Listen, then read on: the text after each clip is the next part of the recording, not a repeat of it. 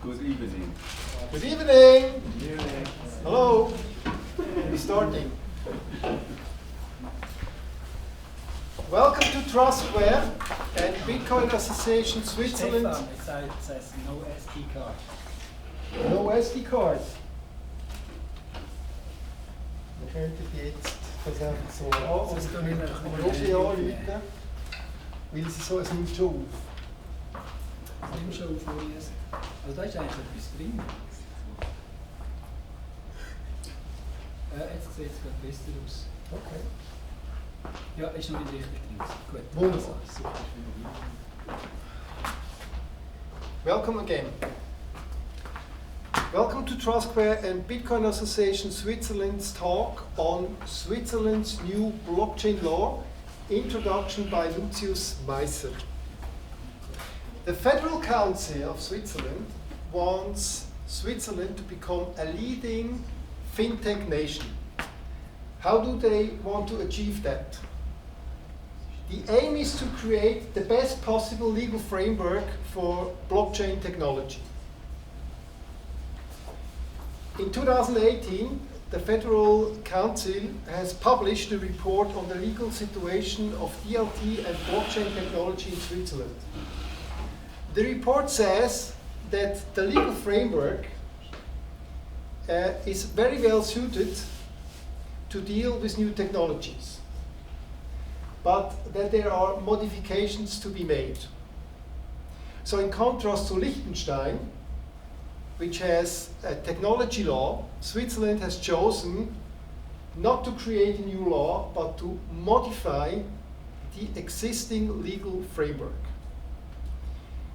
In March 2019, the Federal Council has started consultations with involved and interested parties, and the bill proposal has been discussed and modified in both chambers of the Parliament. That was this year. Luzius, co-founder of Bitcoin Association Switzerland, is among the experts consulted by the Federal Council. He can give us not only insights into the new law, but also in the making of it.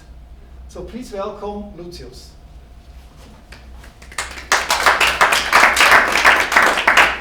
Thank you for your kind introduction. You might notice that my voice is a little deteriorated, but don't worry, I took a corona test this morning, so it was negative. I can speak tonight to you and tell you about the following 5 topics. So first, I'd like to give you a little background and talk a little about the history of securities in Switzerland. Then we look into the first part of the new law. So the new law has essentially 3 pillars. The first pillar is tokenized securities. This is the most important one, and I will spend most of my talk on this one. Then the second pillar is what I call not your keys, still your bitcoins. So it means that you can give Philip from former Swiss Crypto Vault, now he moved position, but he built Swiss Crypto Vault. You can give Swiss Crypto Vault your bitcoins and they are legally still yours. And then the third part is the DLT exchange, so there's a new license type tailor-made for distributed ledger technology trading systems. And this is the third pillar. So the law enables 3 things. It enables the issuance, it enables the storage, and it enables the trading of crypto assets in ways that have so far not been possible. And then finally, I'll give you a glimpse at what the European Union is trying to do. They are trying to follow our approach, but they are lagging behind. So, also as a disclaimer, I'm not a lawyer, I'm a computer scientist and economist. So don't take this as hard legal advice. So if you actually want to rely on what I'm saying, ask an expert first. For example, you could consult Lexa.ch, which is my brother's law firm. So you see here the law passed with all votes yes from the leftmost communists to the rightmost nationalists, everyone liked it. So this is very nice to see. And I give you a quick timeline. So what happened so far? So the first draft law was published in 2019. Before that, there was even a consultation phase that Stefan mentioned. So then we commented on it publicly, and this is something that's actually very important and a serious part of creating laws in Switzerland. So a law can either be created by parliament or it can be proposed by the Federal Council. And if the Federal Council proposes a new law, they have a public consultation phase which lasted for like 3 or 4 months here, that enables everyone who wants to comment on it, and they take these comments seriously.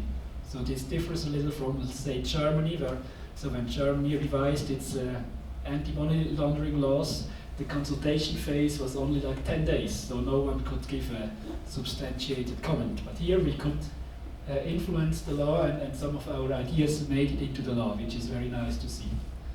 So then they created a consolidated version by the end of 2020. Then in 2020 it went through the Ständerat and the Nationalrat, which is our two chambers, basically the Senate and the House. Here I could even present in one of the commissions of the Ständerat. I could give a 7-minute presentation to tell everyone why we are liking this law. So this was very nice, and they didn't do any real changes here, which is good news, because if the House did made a change, it would have meant that the Senate would have to vote on it again next year and so on. So sometimes laws, they get dragged out for 10 years or so because there's changes and another change and another change and so on. It goes back and forth. But this one had the final vote in, I think, end of September. And now there's two things that need to be done. For some parts of the law, there needs to be an implementing ordinance that specifies all the details. And the first draft of that has already been published and will hopefully be set into force by 1st of August. Maybe some parts will be set into force a little earlier, that's what we hope for, especially the parts concerning security tokens. But 1st of August is also a nice start. And here we are currently in the public commenting phase on the ordinance, where we also will file a comment again. Good, so now the real first part, share certificates. So certificate securities like this share certificate of 500 Swiss franc from the Credit Suisse, they are the foundations of modern capitalism. So they were invented in the 19th century. I think the Dutch were the first to use it, and then the British, and soon after the Swiss, and all the others followed. And they were used to finance our infrastructure. They were used to finance our banks and the railways and so on. So this was a huge success. And the essential ingredient that you need in the law is that the law needs to have a clause that says if you bind the share of a company to a paper, then the paper basically becomes the share. And that means the share inherits all the legal properties of the paper. It means you can transfer the paper and thereby transfer the share, and that makes it very convenient. It enables the trading of the shares of a company, which was before very cumbersome because there were centralized registries that needed to update and so on. How is the acoustics? Is it? Do you all hear me? Good. So, and essentially, this is a decentralized system, and the registry of the decentralized system is physical reality. So that system of paper shares uses locations in physical space to find out who a share belongs to. So if it's in Katie's pocket, then we can assume it's her share. So, and this is very similar to what happens on the blockchain, where we use the address space of the blockchain to locate a token or a crypto asset. Good. So here is a nice example of a prospectus to finance Hotel Victoria in St. Moritz. So this was a very common thing to have a prospectus, to publish it somewhere. Here it was a bond of 250,000 Swiss francs with a probabilistic repayment, which I find very funny. So there was a lottery to say who gets repaid and who not every year until it was paid back. And there was also things like coupon clipping, so you had to cut off parts of your share or bond paper to claim the dividend or the interest payment, so all was on paper. So the next step was registered shares. So as you might know, today we don't have bearer shares anymore because they are hard to track. So it's for, especially to the tax authorities, they prefer the registered shares because here the company has a shareholder registry to track who owns each share. And you, based on this paper, you can actually see how it works. So here goes the name of the first owner of the share, and then whenever it is transferred, the current owner says who should receive it and signs it, and then hands over the share. And that's the transfer process. And then the new owner needs to tell the company, now I'm the new owner, please put me into shareholder registry. And this process is very important to understand because when you do it on the blockchain, it will be exactly the same. You have the same process. You have a blockchain-based transfer, and then you have a registration in shareholder registry. So you have these 3 or 4 steps. You can and you can execute them in any order. So what you can also do. So lawyers are often very creative, or used to be very creative. I think today they might be a little less creative. But so what you can do, for example, you can say, I don't write the name of the owner here, and I just sign it. That's a so-called blanco endorsement. So, and that means I can give the share to Stefan, and Stefan can hand it over to Armin, and then Armin writes himself in there and tells the company, and then he's the registered shareholder. So, and there's lots of nice tricks like that makes this a very flexible instrument, and still the company has a registry of all the owners. And there's also a very important rule that says in relation to the corporation, whoever is registered in the shareholder registry is deemed to be the shareholder of that share. So, for example, if Armin forgets to tell the company that he is now the shareholder, the company can still pay the dividend to the previous shareholder, and Armin is not allowed to complain. So if you forgot to register, you have no rights. And this gives you the best of both worlds. It gives you easy and fast transferability. You can buy and sell it faster than the company can update the shareholder registry. At the same time, you can give your rights, and you can get your rights when you need them, and the company doesn't have a risk of paying the wrong shareholder. So this is a small sketch how the stock market was organized until legally until 2008. So the problem, of course, is if you have an archaic system, a paper-based system like that, how do you do electronic trading? And electronic trading was started to be very common in the 80s. How do you do that? And the solution, that's one solution. So here is also a big disclaimer. There's also other variants. I'm actually not entirely sure which one was used, but this is it was very similar to that. And the idea here is that you have a central depository that stores a share, and instead of having 1,000 certificates for one share each, you just make one global certificate that says 100 million shares. So just one certificate for all the shares. And you say, I hereby transfer it to, and leave the name blank.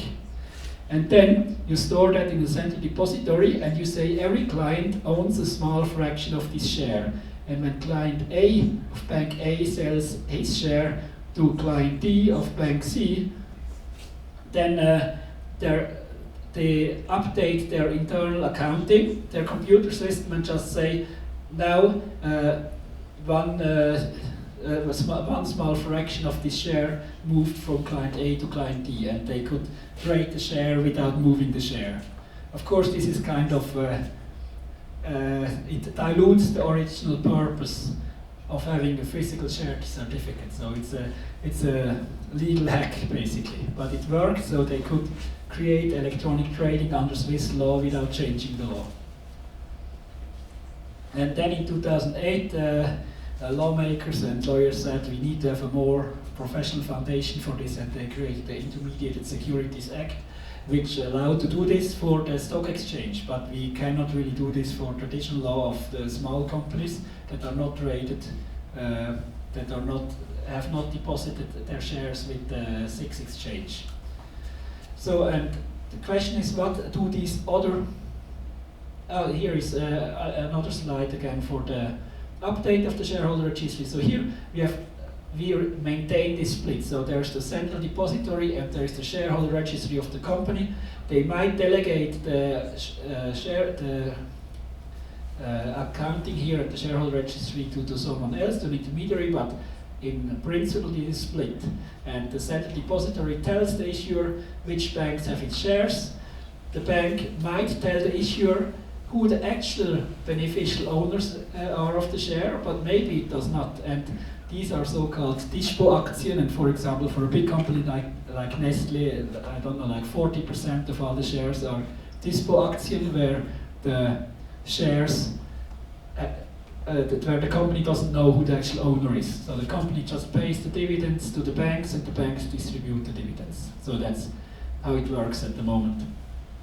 And also, this again is kind of a hack, and there is in principle, so shareholders might try to sue and say the issuer paid the wrong people because they are not even registered in shareholder registry. But no, so far no one did that.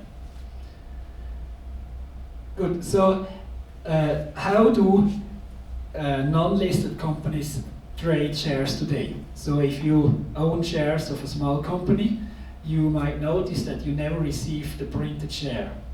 And this is due to another legal trick. So there was a desire to say we don't want to have the paper, we want to be able to move the shares around. So one problem with the paper share is the same as with cryptographic tokens. When you lose them, they are lost, and it's very hard to recover them or print a new one. So they said we will get rid of the paper, we will transfer it just by assignment declaration. And the legal hack that these two very clever lawyers conceived is the so-called aufgeschobene Titeldruck, which is postponed certificate printing. That means that when I create a company and issue new shares, and Armin is one of the owners, I say, you're now the shareholder of 100 shares, but I won't give you the certificate yet. And you agree to not demand the certificate ever. You have the right to demand the certificate, but you agree to not never use that right. And when you actually move the share, you don't need the certificate to move it. You just reassign the right to demand the certificate to the next person. And so it's another legal hack that they use to make it possible to have shares without paper certificates, and that allowed this to happen. And this was later also codified in 2008, so that this is now officially possible in the law. Before it was just this legal idea how to do it.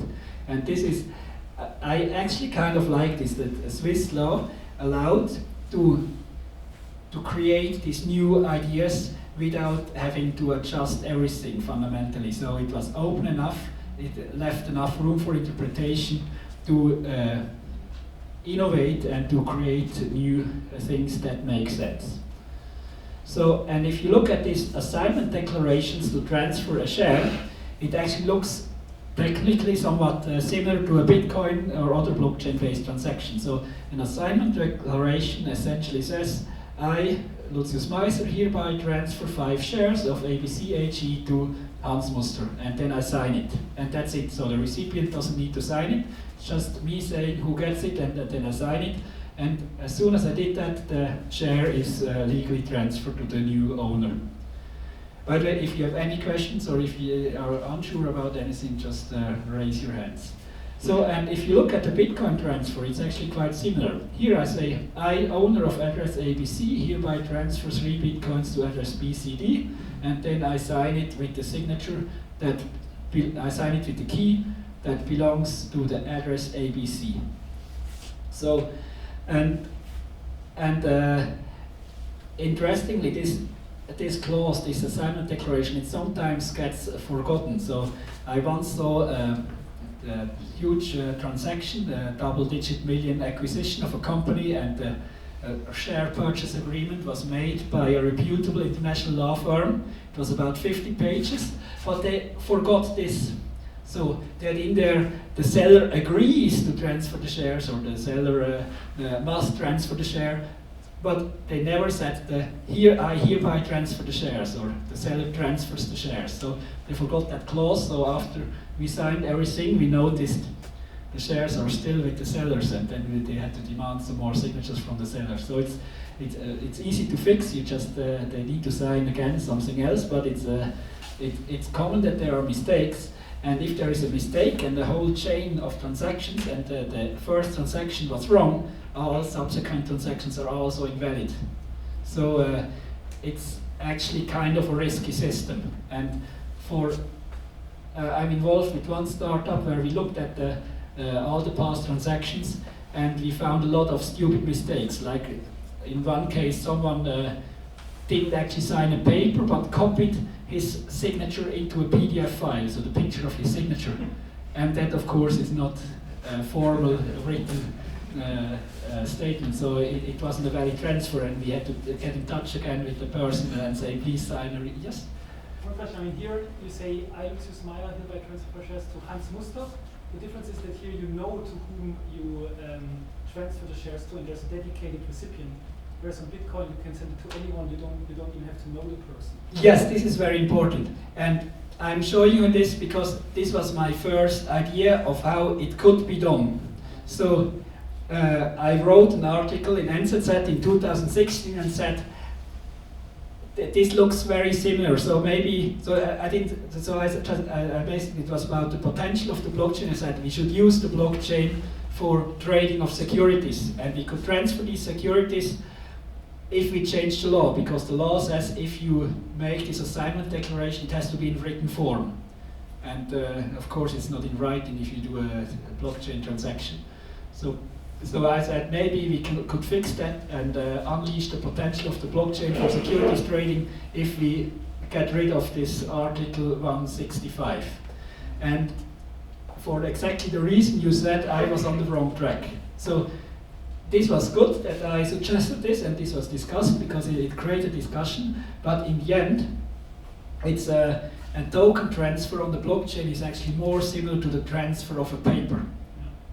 Because, and this is the crucial difference. So even if you could say we just use digital signatures, but the traditional digital signatures, they prove something else.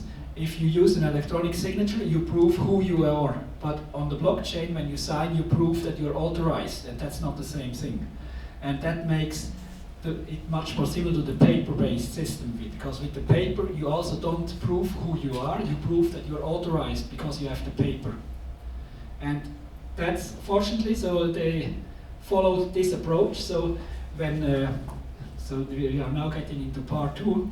So there's at the it was very nice to see there are lots of very competent and very hardworking people at the Federal Council that created in a relatively short time a very nice law that is more or less so they copied lots of concepts not from the law on the assignment of claims, but from the law on paper securities. So they used, as a template, they used the characteristic of paper securities, and this is the right choice to do. And so this might be the most essential slide tonight, so because there's really the core content of this law, where it says what security token actually is. And this is very challenging to do so if you write the law, it should stand the test of time. So in 50 years, this should still make sense. So you should not use buzzwords like blockchain or so, but you still should get to the essence of it and describe what needs to be done without being too broad and too general. So And this was a very interesting process, and it's nice to see what the result is in the end. So what does this say? So it calls these security tokens Registerweltrecht, or it's a registered security basically. I call it security tokens in the translation for simplicity. So what is it? So it's something that's recorded in a registry according to this part of the law. And I will go through this one by one to see what it exactly means. So the first important thing is that this right that is bound to the token, it could be a share, it could be a bond, it could be anything else that the issuer issued, it can only be claimed through the registry, through the blockchain. So it's like with the paper share, you can only claim to be the owner of the paper share if you hold it in your hands and if you prove that you are the owner. And this is the same here. And then, so of course, instead of register, what is meant here is blockchain and so on, without using these words. So, what's also interesting is, and this is was a discussion internally. So, can you transfer a security token without changing anything on the blockchain? And essentially, the question is,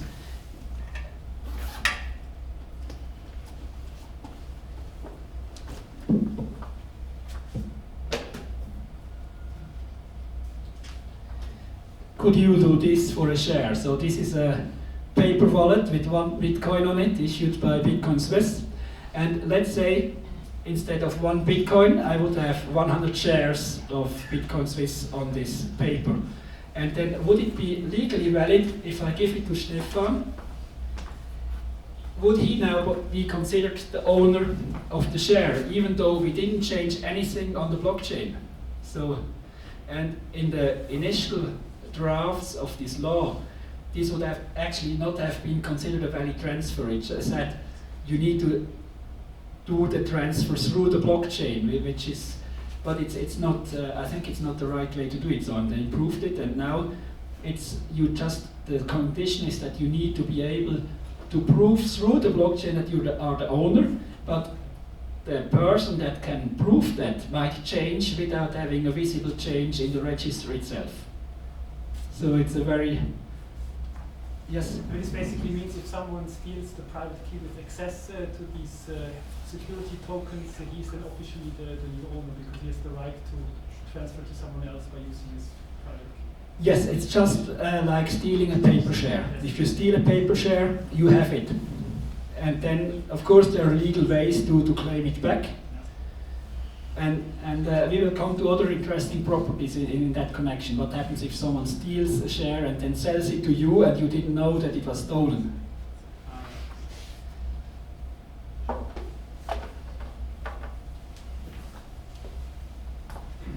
So, and here, so what conditions, so what are the requirements that the law imposes on the blockchain that is used to have this these crypto assets? Or it could also be the requirements for the smart contract within that blockchain. So what requirements do you need to fulfill? And here the first very important requirement is that it provides the owner, but not the issuer, with technical methods to transfer and dispose of the tokens. So the technical methods here are, what's meant here is cryptographic signatures. So doing a cryptographic transaction is a technical method to transfer it. And the important part is that the issuer should not be able to transfer it. And this is to protect the shareholder from the issuer, to have the right balance of power. So, and it also, the same is the case for a paper share. The issuer cannot destroy your paper share while you have it stored at home. And this is something that is violated if you build in an admin backdoor into your smart contract. So sometimes people say we need to have a backdoor in the smart contract to recover tokens or to freeze them for compliance reasons and so on. And if you do that, you are most likely in violation of that law, and you are not creating a valid security token under new Swiss law. So you should refrain from putting a backdoor in there, because as soon as the backdoor is in there, your registry is not much better than an Excel sheet, because the issuer can change it at will, right? So that's the, yes? This means that USDC or Tether, they are not really legally based on Swiss law. I'm not sure about Tether, but I think USDC has kind of a freezing function in there, and of course there's some wiggle room there. So it just says the issuer cannot change it, but maybe you delegate it to a bank who has the backdoor key. I don't know what the judge will say then. Or maybe we have in the crypto franc with a pause function, which is also kind of critical to be able to pause the whole contract. It makes sense in case of a fork, but I think I wouldn't put it in there again. And what's also unclear is what it means for contracts that can be updated. So sometimes tokens use proxy contracts that today don't have a backdoor in there, but that could be updated at any time to contain a backdoor. And here so there's no legal opinion on that, how that would be valid or not. And I would say that as long as you don't put in the backdoor, it's fine. Even though if you have you can have the capability to do any kind of updates, but again, I wouldn't encourage it, because if you can update a smart contract to anything, whatever you want, then the rights of the holders are not as enshrined as they should be. So there's lots of interesting legal questions there, and this is all left open for interpretation. So this is again the beauty of Swiss law. They resisted the temptation of being very, very specific. And the problem is when you're too specific in the details, you get it wrong all the time, because you cannot plan innovation. You cannot see ahead. What you need to do here is to say, we leave that open, and if there is a dispute, we let the courts decide, because the courts, they can see the actual case, they can see the context, and they can make a much better decision than we ever could years in advance. How could we decide what the right choice is for a specific case in 20 years? We cannot, so that's why it's the right choice to leave it open. This might be the most controversial thing, that the issuer must not have the power to move the individual tokens. So then it says there must be appropriate technical and organizational measures to ensure that the registry is protected from unauthorized manipulation. And this translates into, you cannot just use an Excel sheet. You must use some technical and organizational measures. And organizational measures means, for example, that even if you have a technically secure network, it doesn't help you if all the nodes are run just by Swisscom. So you need to have different entities running the nodes. It needs to adhere to a certain standard of decentralization. And again, there's no specification about what that means. Is 5 nodes or 5 entities enough? We don't know. But you better be on the safe side, yes? I have one question to the previous point. One possible or one proposal to ensure that not the issuer alone can dispose over these security tokens would be that you could split this possibility to dispose on 2 independent players or actors. What would these actors be? Like the issuer and the notary? Yes, so clever question. So what if the issuer says we have a multi-signature scheme to recover tokens? And again, the law is open on that. Maybe you get through with it, but if you have a relationship to the other entity, if it's just your lawyer who does anything you pay him for, then it's probably not decentralized enough. So,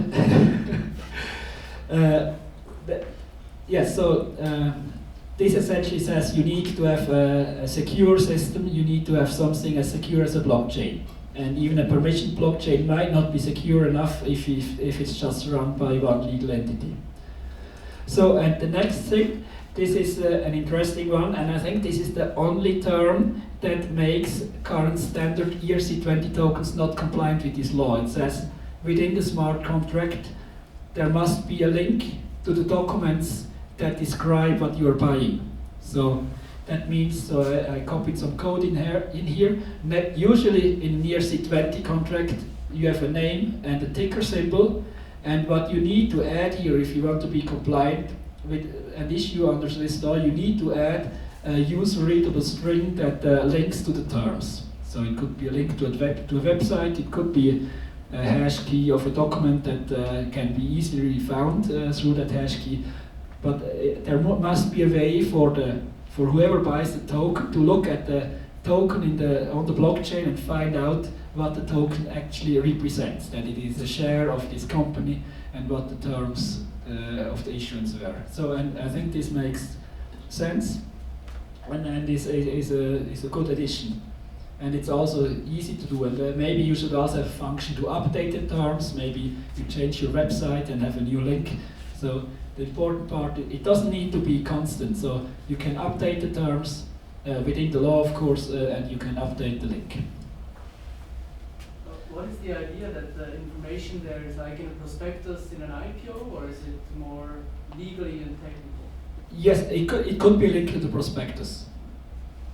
So what they say is die Registrierungsvereinbarung. So maybe you should also have the articles of association available that give you the foundation to issue these security tokens, just the formal documentation to create the shares. So it's nothing new, it's all existing documents, but you must make them available. So, and then this is an important one. This mainly concerns permission blockchain. So if you run all of this on a permission blockchain, the user must be able to download all the entries on the blockchain that concern him and verify himself that the integrity is given, so that there was no manipulation or so. So this technically it more or less means that everyone must be able to download the current state of the blockchain and verify that everything was done correctly. So there might be, so I quickly thought there might be a problem with pruning. So pruning is when you delete old transactions, but I think if pruning is done in a reasonable way, like if it's 1,000 blocks ago, then it's still okay. Good. So this is basically the core of this law, and I like it a lot. So I think it's very elegant. I think they captured the essence of what a blockchain is and what properties it should have. Yes.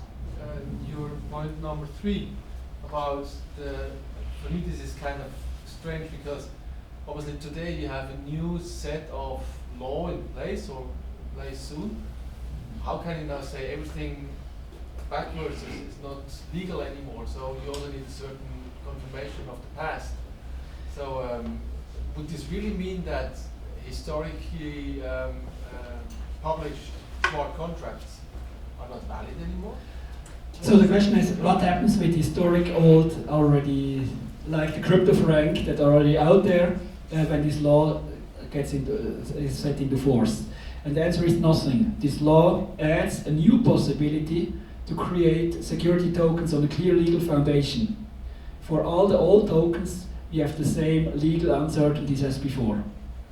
So it's the old tokens, they don't benefit from the law, but they also don't get hurt by it. And of course, my recommendation would be to find a way to transition to the new type of token, because then you have all the foundation and interesting properties like the following one. So the following clauses in the law, they're about giving these tokens the same properties as physical shares. And so one of them is that the issuer only needs to honor the rights of those owners who can actually show the token and prove that they are the owner. So these are simple things like this that make it really behave like a paper share. Another thing is good faith acquisition. So this goes back to your question. So what if I steal a share from Stefan and sell it to you? So this says if you buy it for a fair price, if you have no reason to suspect anything, you can keep the share and Stefan cannot go to you and demand it back. And this is very important because it means that you can buy shares on exchange, and if you do so in good faith and everything, is you can keep the share and there's no risk that you have to return it to whoever had it before if it turns out to be illegally acquired some time before. So it protects the integrity of the market. But I mean, it depends a bit, right? I mean, there are these cases where there was some hacker stealing some funds from an exchange, and then these tools from Chainalysis and so forth sprang on this, and then other exchanges were informed about it, and hence they blocked any tokens that related to this hack from being accepted on their platform. So this is something that then also needs to somehow be in place, no? that you allow for this to happen actually. So if you know, if you have the information and the technical capability to find out that these shares comes from a hack, then of course you are not allowed to buy it. Then, or you risk that someone demands it back from you. So, and this is, these principles, I think they go back to the Roman Empire. They start to figure out how to deal with all of these situations with physical things. So, and this is an interesting one. So, it was very hard to actually define what is a transfer of one of these tokens. As I said before, you cannot write a transfer is done by changing something in the register, because now, if I get the share back again, so we should have transfers like this, where that happen indirectly. And so what it says now is just the transfer of tokens is governed by the rules of the token terms. So what I would recommend is to put into the token terms just to say something like the indirect transfer is also possible. That means that if you issue a token and someone wraps it into another token, so you have wrapped Ether, but you can also have a wrapped other token, that transferring the wrapped token is also valid transfer and so on, or transferring a paper wallet is also valid transfer and so on. Because otherwise it can get very messy. Good, and here is before we get to the more pictures and so on, one last very text-heavy slide. So, what if you lose a security token? And here it's oriented again on the paper share. When you lose a paper share, it's a cumbersome process. You have to go to a judge. You have to convince the judge that you lost it and owned it before, and then he can declare that this share is invalid and you can demand a new one. And here the process is the same. If a security token gets lost, you can go to a judge and demand it be declared invalid and get a new one from the issuer. But it's nonetheless it's good to have a recovery mechanism, and we have actually figured out a recovery mechanism for such cases that is decentralized and doesn't rely on a backdoor. So to summarize, if this is the old world where you have a paper share, when you transfer it you update the shareholder registry, and this is the new world where you transfer a token and afterwards you update the shareholder registry. And this is, I put this here to illustrate again that there's no need to put the actual shareholder registry onto the blockchain. It can be an Excel sheet, it can be a piece of paper, or it can be a database, which I would recommend, but it doesn't need to be on the blockchain, the shareholder registry. All that needs to be on the blockchain are the tokens that represent the shares. And of course, I've always talked about shares now, if you issue something else, if you issue a payment token, for example, there's no need to have a registry. Or if you issue a bond, it could be a bearer bond, there's no requirement to have a registry, and then owners can just freely transfer it. And for example, in case of a payment token, you would then identify the clients on issuance and redemption. And then you also need to do KYC and so on. But it generally, the rules that apply, the compliance rules that apply depend on the type of the token. And they are the same regardless of whether you use the blockchain to issue whatever you are issuing or whether you use a traditional paper certificate. Good. So that was part 2. Now we are speeding up the next 3 parts. They're very fast, just a slide or 2 each. So the not your keys, still your bitcoins part. So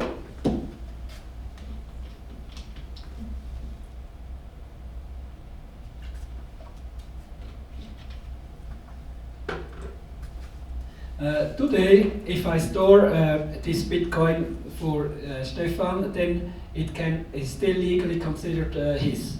But if I store many Bitcoins on the same address, that's not the case anymore. But if you run a custody service, it can be very beneficial to have deep cold storage with thousands of Bitcoins that you never touch and that are shared, at least virtually, between different clients. And this will be enabled in the new law, so it will become possible to store the Bitcoins of many clients on the same address, and they will be still legally considered to be owned or belong to the client. And this is very important. It means that when the Bitcoin vault goes bankrupt, today only this client could get his Bitcoin back, and everyone else would suffer from a haircut and would share the proceeds of auctioning these Bitcoins off with the other creditors. But under the new law, all the clients could get their shares of the stored Bitcoins back. Of course, assuming that they are still there. If they are not there, then they don't get anything. But if they are still there, they get them back. And for this individual case, here again, Swiss law was very open, and there was room for interpretation in both ways. So there was room for interpretation to say you can already do this under current law, or you can do any of this. And FINMA chose the middle ground and said this is already possible under current law. And I put a thank you to FINMA in here, because this is not often they tend to go with the strictest, most interpretation of the law, but here they were very nice and said this is okay, which also makes sense. So it allows businesses like Bitcoin Swiss to store lots of Bitcoins for its clients in a secure manner. And the clients know that the Bitcoins belong still to them, even if Bitcoin Swiss goes bankrupt, and they don't have to share with other clients. So if it's shared address, you need a bank license, and if it's segregated, you don't. Yes, you already read what the new law is. Yes, so that's incredible. Such a small change, and you don't have to get a bank license.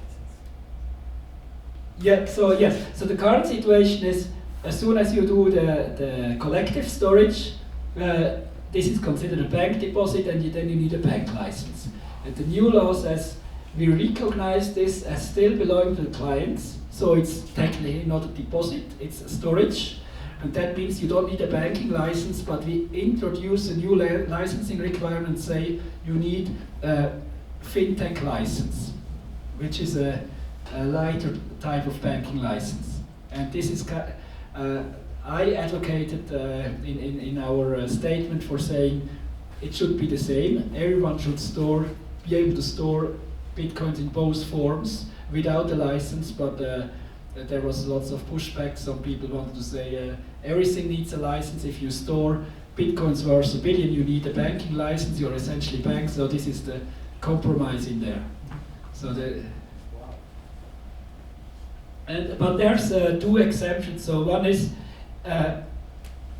you have 60 days time to segregate it. So you can accept the funds, have maybe a small Tageskasse, a daily address that moves in and out, and then you have 60 days time to segregate the client assets. Still, I think if you operate a storage or a brokerage, it's good to have the ability to pool them. And so in the future, some Bitcoin brokers might think it's a good idea to go for that fintech license. We will see. Good. So now the 4th part, which is the 3rd pillar of the law. It introduces a new license. So today, if you want to create a new securities market, let's say you have a completely new type of securities, new technology, and so on, you need to replicate all of these things.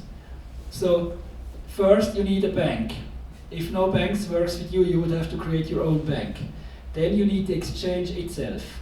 But the exchange itself can only match the trades. You might need a central counterparty depending on what is traded. You need a security settlement system. This can be run by the central depository that actually stores the shares.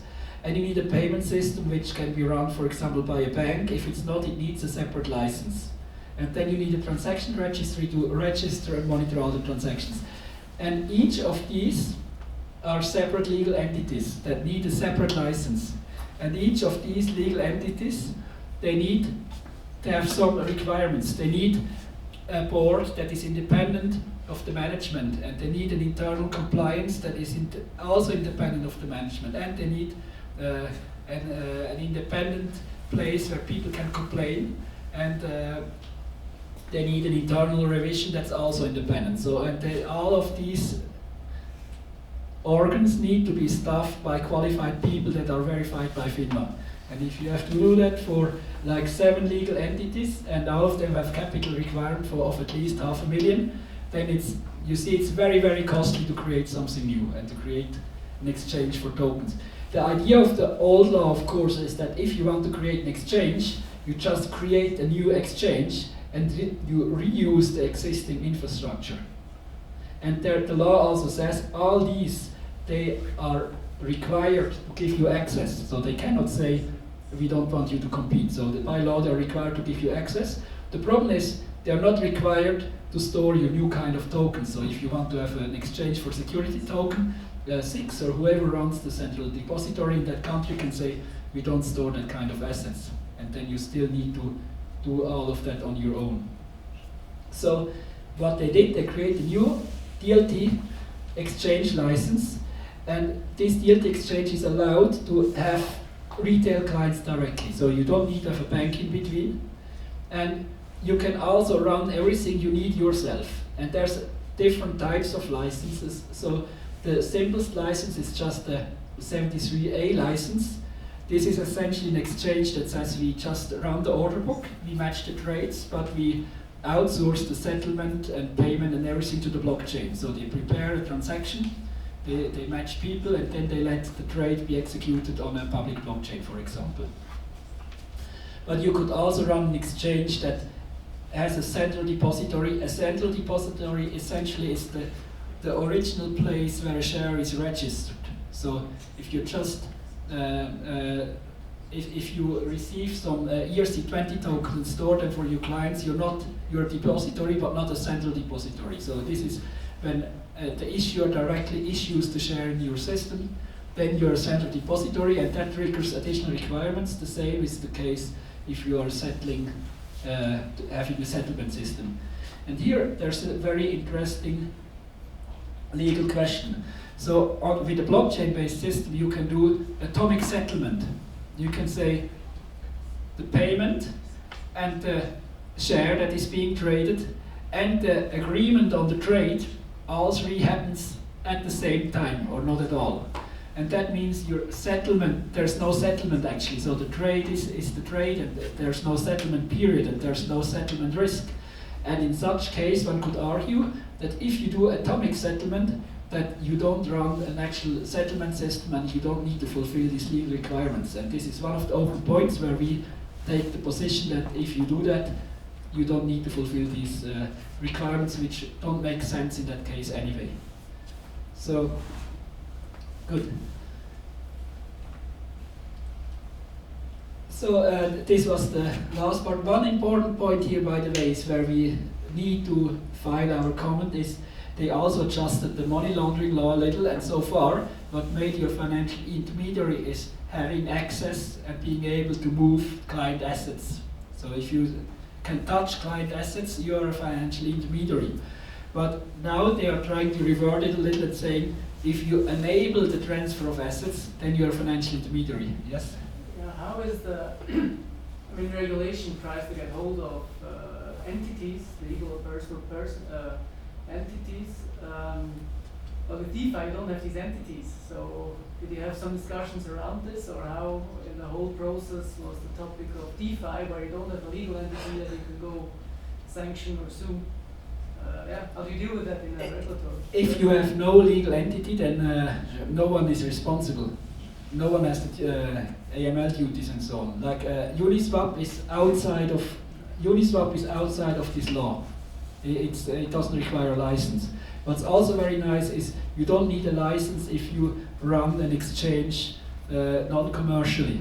If you don't do it for profit, if you have only a limited number of clients, then you can actually. This could be, for example, a company that creates a trading system for its own shares, so the employees can trade their shares.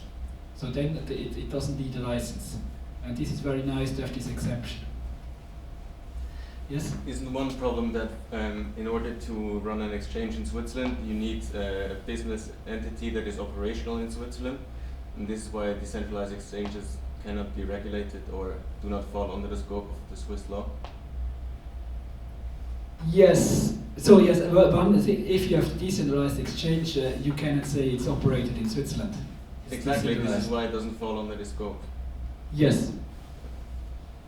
It's, of course, as soon as you have some administration possibilities, so there's, for example, Kyber Network behaves quite a bit different than Uniswap. Kyber Network, they decide which tokens are being traded and which are not, and this gives them already a lot of control, and that's why they are fearful of allowing security tokens, whereas Uniswap allows anything because it's truly decentralized. So if you want to create a decentralized exchange, you should make sure that you don't have too much control. Because otherwise you're operating it, and that makes sense. And I think it's also a fair way of regulating things, because if you're doing a truly decentralized thing, then it's kind of a non-profit almost, like Uniswap. They will have a hard time at finding a business model to extract a lot of money from the traders.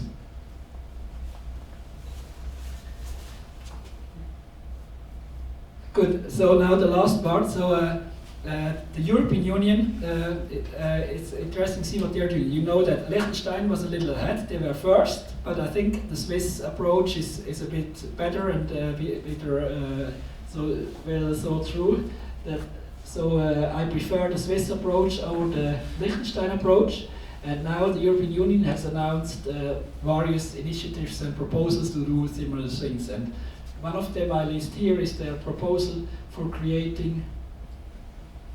Actually, I copied the wrong text here. So this was the name for the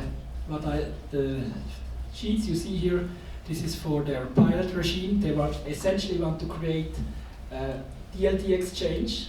They call it a little differently, but it's the same idea. The reason why we had to do this change at all is that we copied European law with the Financial Markets Infrastructure Act to be compatible with the European exchanges. And so before that, no changes would have been necessary at all, because up until 2016, we had a very nice clause in the exchange law that just said if something new is coming up, the Federal Council can regulate it as ever it sees fit. So they would have had complete freedom to allow DLT exchanges. But then we copied the European approach, which provides a framework for the financial markets. And I actually hate legal frameworks, because a framework by definition disallows you from thinking outside of the box. I think laws should provide foundations where you are free to build as high as you want, and it shouldn't provide a framework, because a framework typically only allows what's inside that frame, and thereby by definition limits innovation.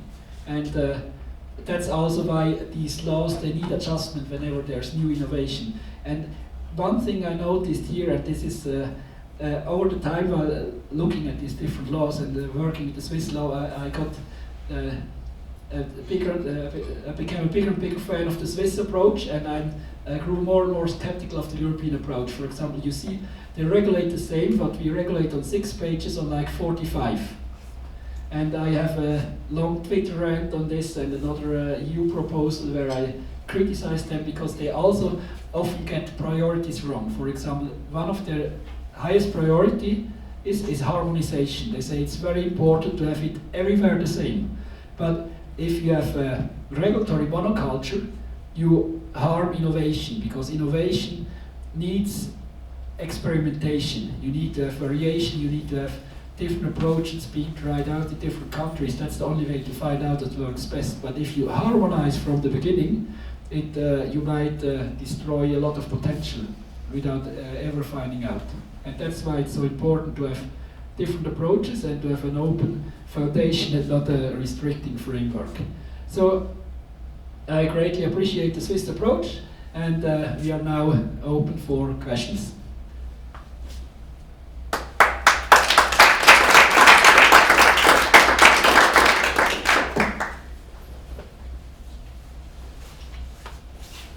Yes? Coming back to the registry securities, which we talked about in the beginning, for me it sounds a bit like these are basically bearer shares in the end, because I can freely transfer them until I want to have the dividends, but if I don't want to have the dividends, I never have to tell someone who I am, right? But bearer shares are forbidden in Switzerland for like private companies, so there I don't see how that fits into the current legal framework. So they are essentially the same as current named shares. So named shares in Switzerland work exactly like this. If you have a printed named share, I can give you the share, I write your name on it, and then you notify the company. And you have the obligation to notify the company, and if you don't do, your punishment is that you don't receive any of your rights. You don't receive the dividend, you don't receive voting rights, and so on. So the idea is that the share remains useless. And in comparison to that, a bearer share is something that you can just bring to the General Assembly and say, here I have the share, please give me the dividend, and you don't need to identify yourself. So the crucial difference, why this is not a bearer instrument, is that you have to identify yourself in order to make use of your rights. But the thing here is, I think that I have a token, right? So even if I say I don't want to go to the General Assembly, I don't want to have the dividends, I still have a token which I can transfer and which could have a value, maybe in a secondary market, in a black market, whatever you want to call it. Whereas a named share in Swiss law, now there's no paper, there's nothing to represent it, so you cannot transfer it because you cannot assign value to anything. So the question is again, what is about when you make capital gains without ever registering? And this is you can do. You can also do today with named shares. You can buy the share. You can have the share certificate. So if a company prints share certificates, which they can still do, even if there's no printed certificate, I can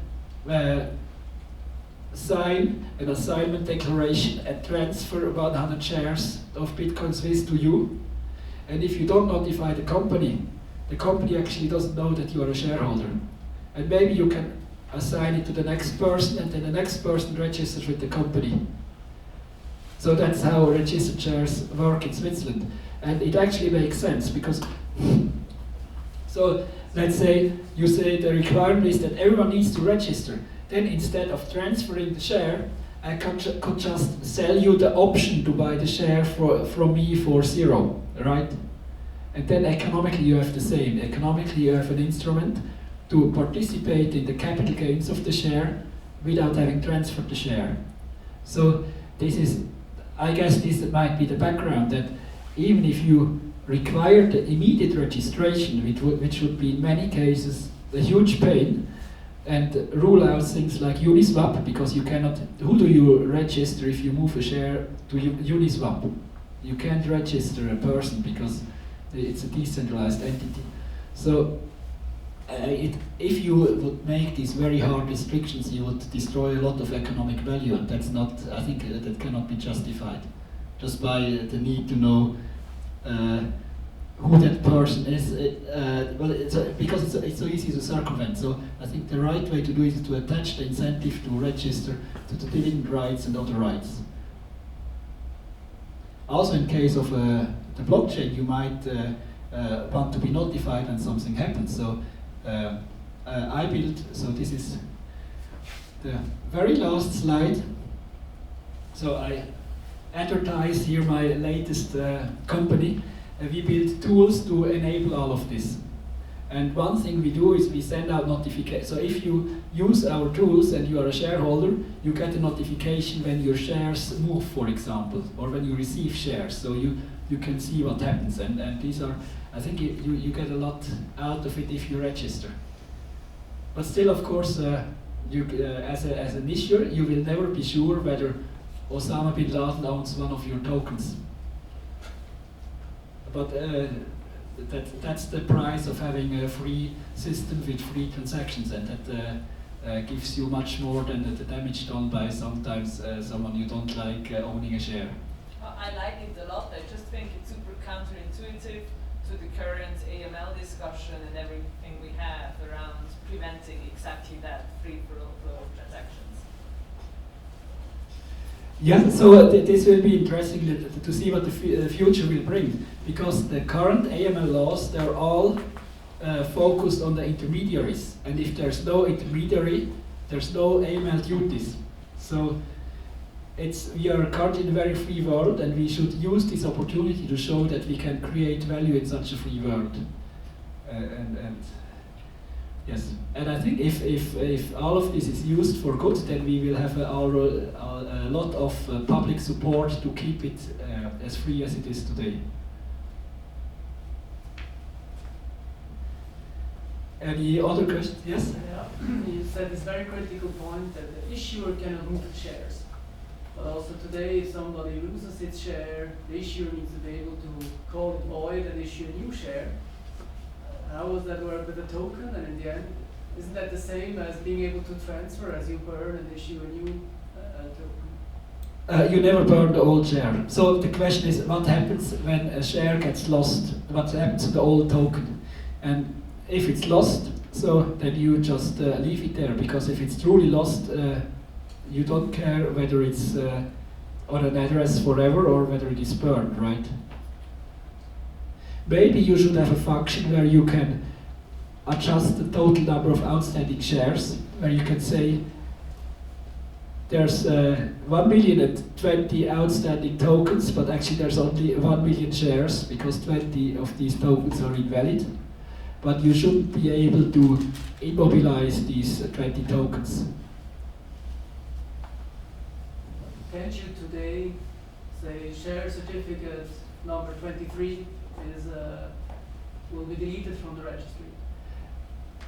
Yes, today you can delete you can also delete in that case from the shareholder registry, and you can make a public statement, say share number 23 is invalid, but the certificate, the paper certificate of share number 23 still exists somewhere. No. So, and this again, it's so good to have this analogy with the physical share, because everything works out very well, and we have all these questions, they have been answered for physical shares before, and we can now provide the same answers again.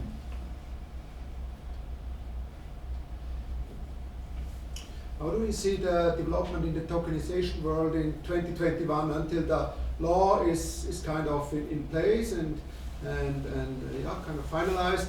The development of smart contracts. What kind can we expect in the adaptation of the new needs here for Switzerland? So I hope, of course, that lots of companies will try this out. So for that they need a tokenization provider, and there's a few variants out there. There's also the Montpellier solution, for example. There's the CMTA, that's the Western Switzerland Association that put out a standard on how to do this. So there's different competing approaches out there, but they will essentially do the same in the end. And I think the tokenization itself will be a standard commodity service, and the question is, what do you sell on top? And what we try to sell on top is the creation of the market. So how do you create a nice smart contract, maybe Uniswap style, to sell these shares directly to the clients on the website. Yeah. When I saw the picture you shared, how the old exchanges back. Yeah, no. One more. One more. No, the other side, one. This one. No, one more. Other way. I think it was forward. You mean the old exchange? Exactly. This No, was no. very early on. This one. No. Go in front then.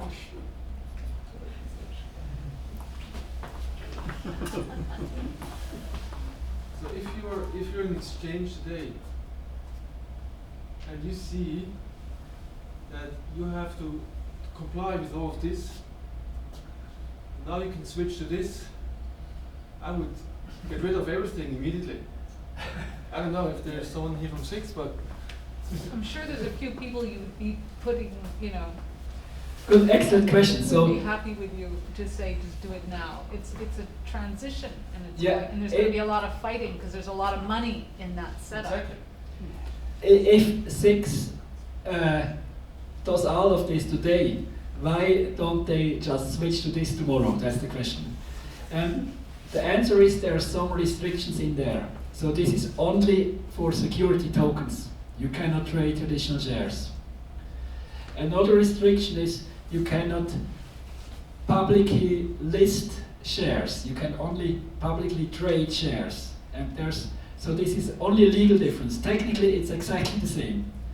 But legally, there's the kotierte Aktien and the listed Aktien. So the ones that are officially listed, they have somewhat higher requirements. They're often a little larger companies, and they can very easily be bought by pension funds and so on.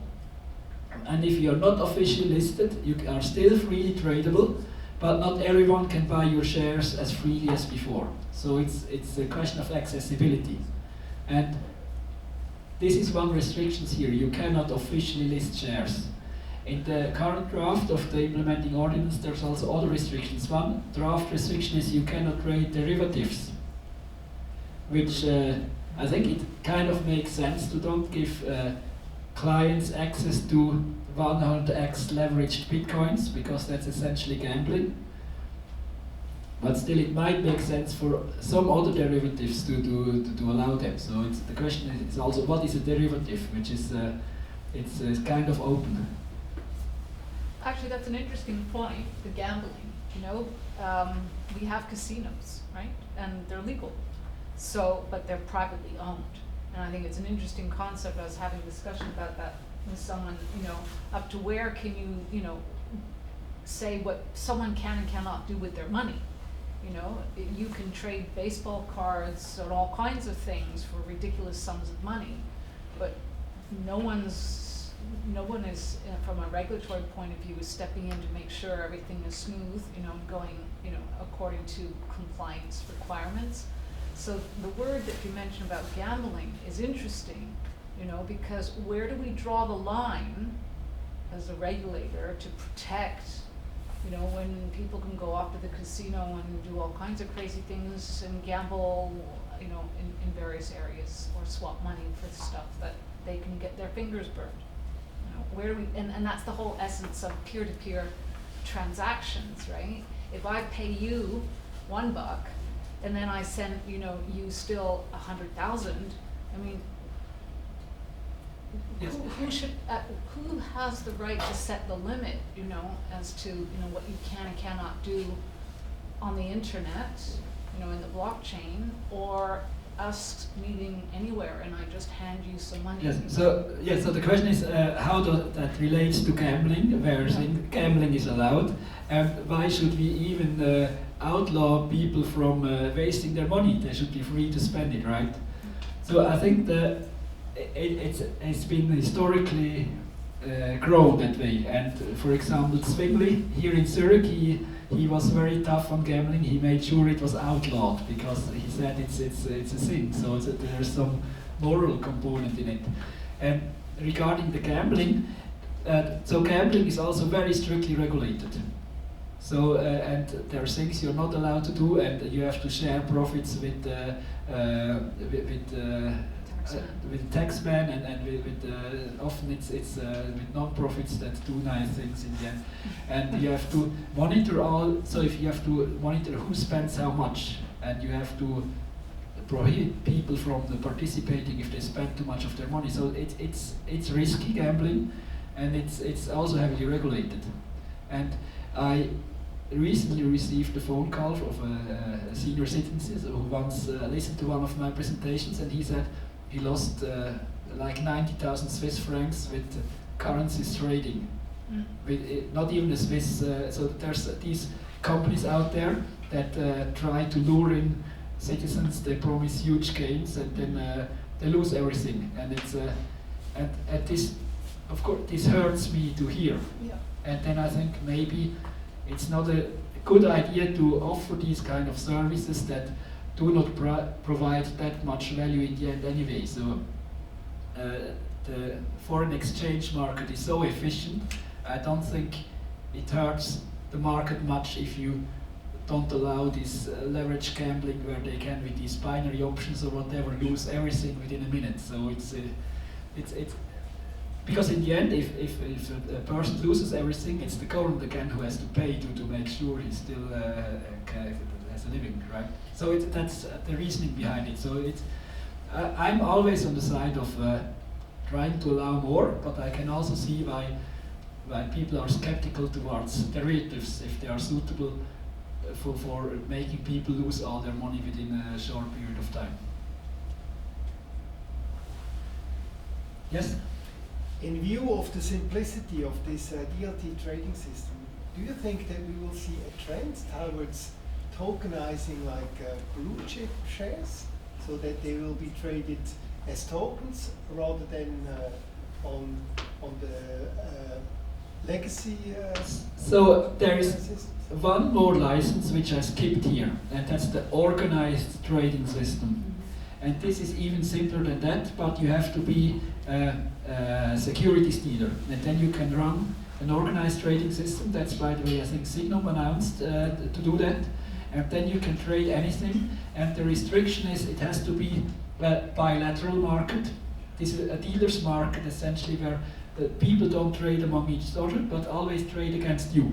But of course, you can always say, you trade with me, and then I trade with you, and then you have essentially trade among yourselves. So I think this was put in there by banking lobbyists when the new financial market infrastructure law came up, because they were running exchanges for a long time for small shares like NZZ and so on, and under the new law, under this law, all this trading of the small Bergbahnen would have been rendered impossible. Yeah. So this organized trading system, as it is in the Swiss law, it enables to continue this kind of trading, and it's currently the method of choice. And I've heard something very interesting. So when the Swiss copied the European approach, so they picked the British translation of the European directive, because there the organized trading system had a slightly different meaning than in the German version, and it was more open to allow these kind of things. So it's even in European law there might be differences, and the Swiss exploited that by saying we are compliant with European law, we copy just the English version. Well, I'm not sure if true, I just heard that. Sounds fun. Yes? Sorry, it's me again. If the text you showed said that you're only allowed to pay out dividends as an issuer to someone which registered to share with you, right? Is there like requirements how you can prove that you're actually the owner or can use the private key? Because even if you tell me that you are only share and I pay out to an address, how do I make sure it's actually you and not your friend, but you just said it's you? This is again very elegant. There's no strict legal requirement on how you verify this. But if you, as a board of directors, start to pay out dividend to wrong persons, you become liable. Because then those who should have received the dividend can come to you and say, pay me. So, and with your new venture that you showed, how would you implement that? Or have you already thought about that as an issuer? No, at the moment we just trust whatever the shareholders say. If they say that's my address and my name, then we put that into the shareholder registry. We automatically update the shareholder registry. And the current working assumption is that the companies we are addressing, they are rarely paying out dividends. So it's also there's no dividend paying functionality in Aktienreal yet. So, but it's of course we need to solve that sooner or later. And there's the company with island token. Yeah. There you need to sign a message that I declare that I bought this token from this address and this is my address, and you sign a message with your private key, and then you get entry into the registry. yes, so the private key verification we have two, but of course that doesn't prove that you are really Bernadette or whoever. So you don't know if they provide the wrong name. So there's no verification for that at the moment. And of course, what you could do, you could say we pay the dividend by bank transfer, and then you see the names in the bank transfer. It's, of course, that's not the point of the system. But what you can also do, if you pay the dividend to the address that is the current registered shareholder, there's a very low risk that this is the wrong person. Then, of course, the risk is only that the only risk is that the person provides the wrong name, and the previous shareholder says you shouldn't have paid that person because that's the wrong name. But how does the previous shareholder find out that you paid that the other person didn't register correctly? So I think it's unlikely that a lot happens there, and for the large amounts you probably, so the large shareholders you know anyway. So most companies, they have a personal relation, especially if they're not listed on the stock market, they have a personal relationship with 90% of the shareholders. So this also limits the risk. But it will be an interesting question to figure out and see what happens. Another risk, of course, which I didn't touch, is what if an American buys your shares? Because the United States tends to apply its laws all over the world. And for example, if you make mistakes in your reporting, you might get sued for securities fraud in the US because someone might have sold his shares based on your mistake and made a loss. And so then you might get sued there. So it's also when you make these shares available internationally, you need to make sure that you observe all the local prospectus duties and so on. The financial sector is heavily regulated and can be a minefield, especially when you try out new things. Can't that also be put into the smart contract as well? You can actually state, you know, who can actually be the holder of a particular token. Just like when you are accepting funds for a STO or an ICO, you have. So the question is, could you restrict who can become a shareholder? And so Swiss law has something called Vinkulierung. So you can put into the articles of the association some limitations of who can become a shareholder, and then you can refuse the transfer for these shareholders. And one example is NZZ. They have a restriction. They say only members of the FDP, of the Liberal Party, can become shareholders of NZZ. So, but you can buy the share. You can buy the share on the market. Then it's in your portfolio, but you won't receive a dividend. And if you request registration, they will refuse it if you don't show proof that you're a member of that party. But generally, it's the way you can limit this is very limited. So, for example, you are not allowed to use this to enforce a shareholder agreement. You cannot say only people who signed the shareholder agreement can become a shareholder.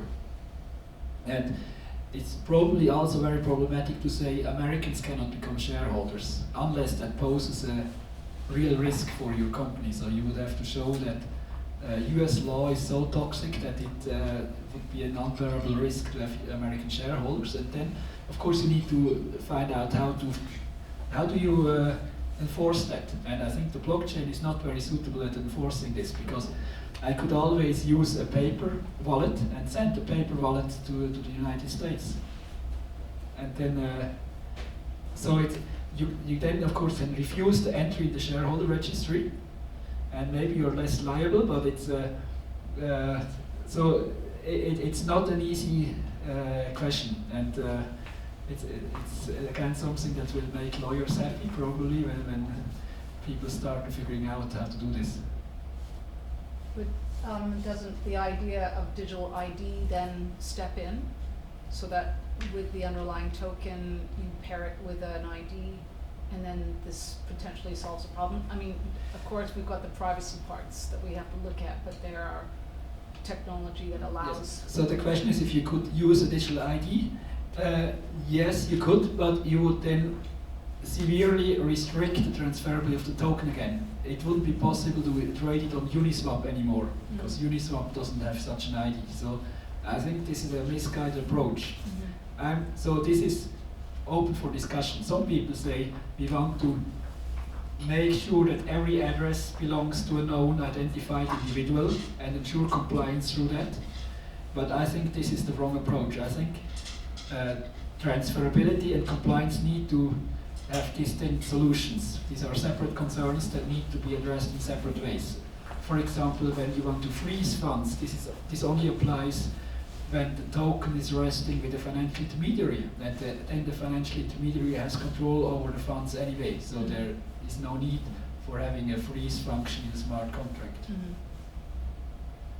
Good. So the idea was to have a little longer discussion than usual, so people don't mingle too much. But I think it's been 1 hour and 20 minutes. So if someone has an urgent question, one last question. Just the last one. Yes. You showed us a picture about the ERC20 token, and if I get it correctly, it's not really compliant. You told us that we need a link. Yes, this one. So if you have this link in the code, is it still ERC20 or is it ERC677? It's still ERC. It's just ERC20 with a link. So if you have an ERC20 contract, you just need to add this field. So it doesn't mean that the ERC20 tokens are out of the scope of the DLT trading system. No. You mean an existing ERC20 token? I mean that, let's say that a couple $100 billion wants to find a new way in a token, and this couple $100 billion wants to trade through the new LTP trading system. Can they or are they allowed to buy ERC20 tokens still? Yes, so very good question. So the question is, are they allowed to trade tokens that are not complying with all these rules we've seen before? So, and the answer is yes. The only thing they cannot trade is traditional securities, but they can trade Bitcoin, they can trade all kind of crypto assets. One exception is privacy coins. So for money laundering concerns, so Monero and Zcash wouldn't be allowed. But everything else is possible if it's in accordance with your own articles of association and the regular. So like a real stock exchange, a DLT exchange must define criteria. They must define everything we list must at least have a market cap of whatever, and the issuer must be transparent about whatever matters and so on. So there needs to be a list of criteria, and this list of criteria needs to be approved by FINMA, and then they can approve anything that conforms to this list of criteria. So we don't have a fixed list, but rather than we have a criteria list that can be applied to. Yes, it's a very flexible criteria list, but it nonetheless needs to be approved by FINMA. But the idea is that you, as a client of a DLT exchange, you know what to expect, and you won't get any altcoin out there that just was created by someone. So everything that's traded here went through an approval process. Thank you. So thank you. Okay. Thank you very much, Luzius. That was very interesting. If somebody needs a washroom,